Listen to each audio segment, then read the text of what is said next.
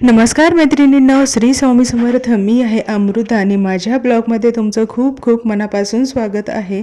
तर चला आपण आजच्या ब्लॉगला आज एक मोठी चूक झाली माझ्याकडून. आजच्या सकाळच्या जेवणाची तयारी संध्याकाळी केली असती ना तर मला आत्ता सकाळी थोडासा वेळ मिळाला असता. खूप घाई झाली पण करावं तर लागणारच. रियांशने रात्रीच सांगितलं होतं की बीन्सची भाजी कर आणि आता मला करावीच लागणार कारण त्याला बीन्सची भाजी खूप आवडते. बीन्सची भाजी रात्री कट करून ठेवली असते ना आता मला बऱ्यापैकी वेळ मिळाला असता कारण सगळीच सकाळी तयारी करायची म्हणजे टाईम सकाळी पटापट निघून जातो आणि माझ्या बाबतीत आज तसंच झालं. तर बीन्सची भाजी एकदम सिंपल केली. 4-5 लसूण पाकळ्या सोलल्या आणि त्या मीठ टाकून पोळपाटवरतीच बारीक केल्या आणि त्याच्यामध्ये कट करून कोथिंबीर टाकली आणि आपली नेहमीची जी चटणी असते ना मसाल्याची ती टाकून घेतली आणि त्याच्यानंतर बीन्स टाकले.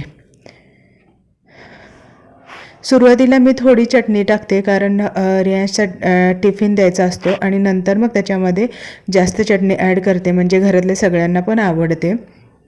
असं मला आता रोजच करावं लागतं. तर असो, आज बाहेर जायचं होतं आणि बाहेरची बरीच कामं होती.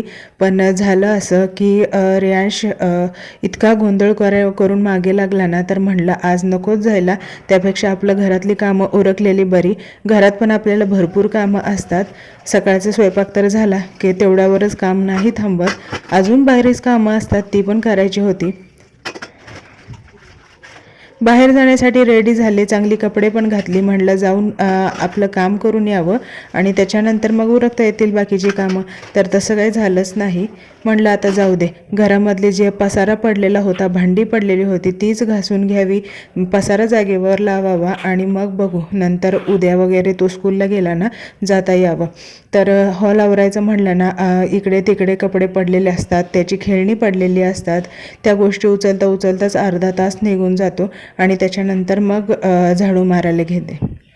आता तुम्ही म्हणाल तू झाडू केरोसिनी का वापरते, तर याचं कारण असं की मला अजिबात वाकायची सवय राहिली नव्हती आणि न वाकल्यामुळं माझी कंबर दुखत होती. आता केरोसिनीने झाडताना सुद्धा ना मला 1-2 दिवस त्रास झाला, खूप कंबर दुखली, पण आता सवय झाली आहे आणि ह्या घरातल्या कामामुळेच आपली एक्सरसाइज होते म्हणून मी झाडू सोडून केरोसिनी वापरायला सुरुवात केली.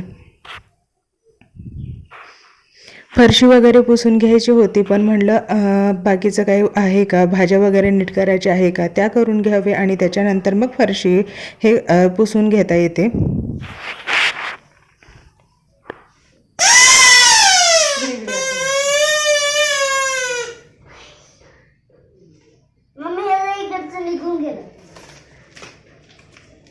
काय होतं इथं इथे त्याला असे असं चमकतं ना ते होतं, ते जाग तोडून टाकलं ते. अरे तू मांडी खाली ठेवून त्याला तोडलं ना. या काही प्लेट्स आहेत. प्लेट्स म्हणजे एक ट्रे आहे आणि एक छोटीशी प्लेट आहे. हा ट्रे बघा, आपण हळदी कुंकवाचा कार्यक्रम करतो त्याला पान सुपारी ठेवण्यासाठी आणि चहा 1-2-3 कप लोक आल्यानंतर देण्यासाठी यूज करू शकतो. आता ही छोटी प्लेट आहे ना, तर या छोट्या प्लेटचा वापर खरं तर ही प्लेट त्याच्यात पाणी नव्हतं ना आता एवढे दिवस आणि त्या प्लेटचा वापर सॉस पाणी आले ना तर ते खाली जाते किंवा पॅटी सॉस देण्यासाठी करू शकतो. झालं का घालून पाणी? भरू दे बाकी.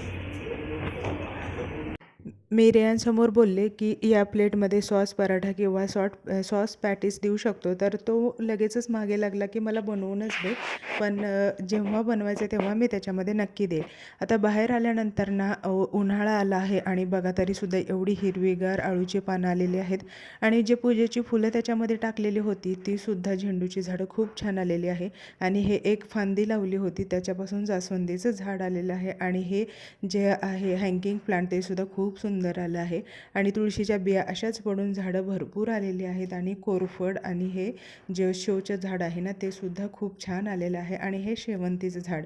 हे दोघांचं कारण म्हणजे काहीही कष्ट न घेता आपल्या दारामध्ये एवढी चांगलं फुलं फुलतात.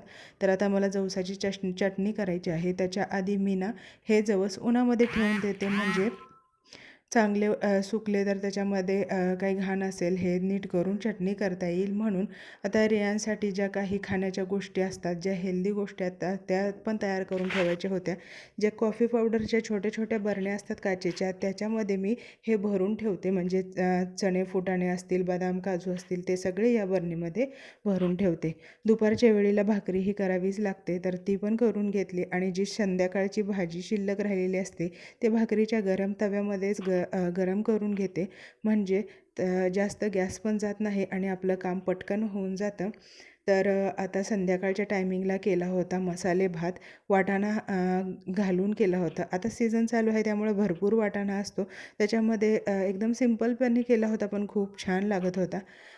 आलं लसूण कोथिंबीरची पेस्ट टाकली, त्याच्यामध्ये आपली रेग्युलर चटणी टाकली आणि त्याच्यामध्ये बिर्याणी मसाला अर्धा चमचा टाकला आणि भरपूर वाटाणे टाकले आणि हळद टाकून हलवून घेतलं आणि पाणी टाकलं. खूप छान लागतो असा राईस.